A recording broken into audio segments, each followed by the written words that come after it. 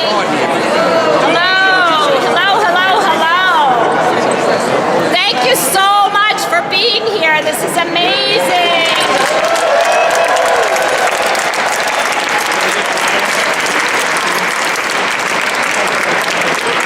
I am overwhelmed. I'm overwhelmed by everyone that is here. I just can't thank you enough. Can you not hear me? Okay. This? Is that better? Okay. All right. Thank you again for coming. We are thrilled to have you here. My name is Linda Finn. I'm the president of the Rhode Island Coalition Against Gun Violence.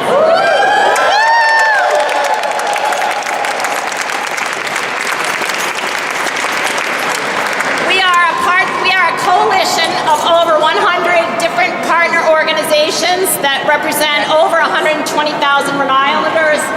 And I think we have a lot of them here. So thank you so much for coming. It's just fabulous that you're here. We set this up about 5 days ago to announce the introduction of an assault weapon ban bill that will also ban high-capacity magazines that Senator Josh Miller has introduced and Representative Jason Knight. We wanted, yeah, thank you.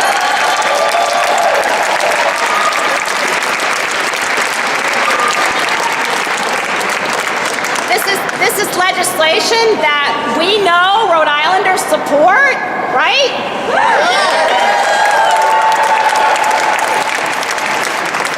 We know that our neighbors Massachusetts ban these weapons of war. We know Connecticut bans these weapons of war. We know New York bans them. Why do we sell them to 18-year-olds?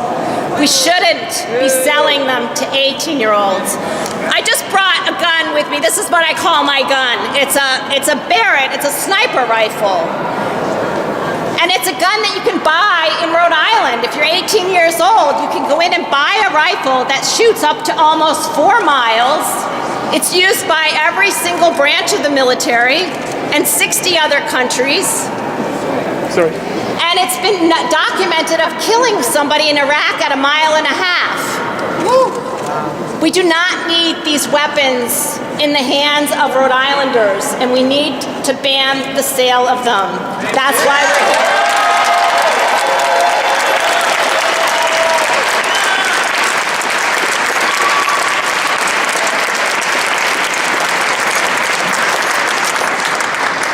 We have support on this legislation from our Attorney General.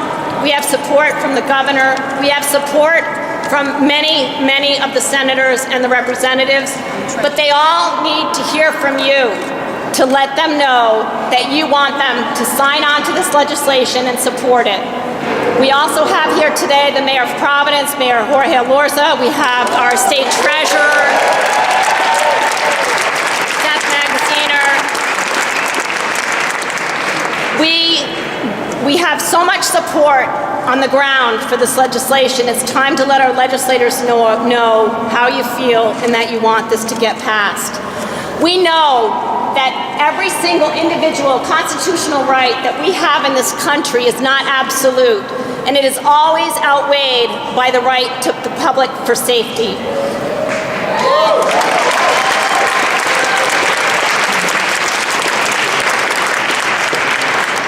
And we also know that we can change these laws. There's nothing in our Second Amendment or our state constitution that says that we can't change these laws.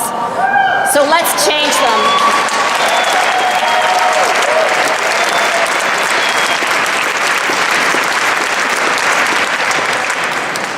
Right now in Rhode Island, if you want to go hunting for deer, you have to only have 5 shots in your shotgun. And if you want to hunt for duck, you can only put in 3. It's illegal to have any more in the barrel of the gun when you're shooting.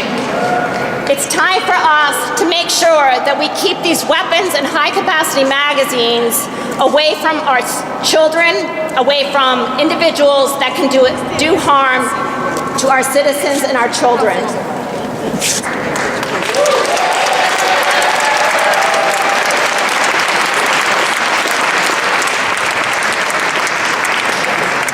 So I want to thank you all for being here. I'm sure I missed people that I should have talked about, but I'm just going to talk about one particular group Communities in Action over here, because this is an example of the type of response we've had since Florida, since we've seen these young people getting onto Facebook and getting onto the YouTube and talking about just sensible responses to what happened in their school.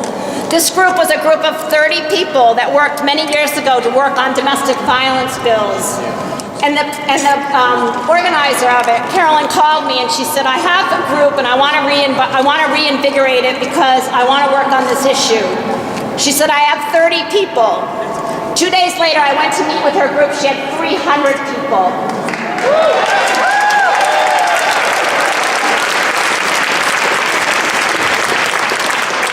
She now has 800 people in her group.